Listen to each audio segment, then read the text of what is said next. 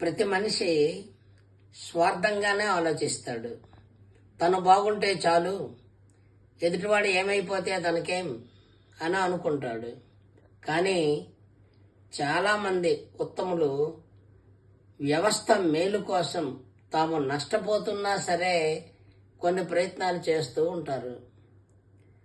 రామానుజాచార్యులు, ఆయన పేరు అందరూ వినే ఉంటారు.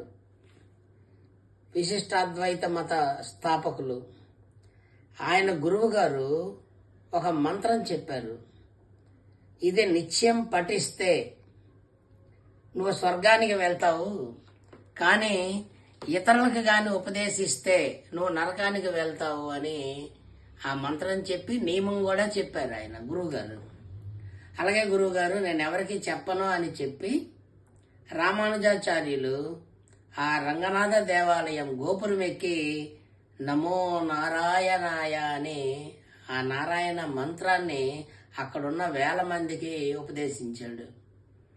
గురువుగారికి కోపం వచ్చింది. నేను చెప్పింది నువ్వు చేయలేదు, నరకానికి వెళ్తావు అన్నాడు.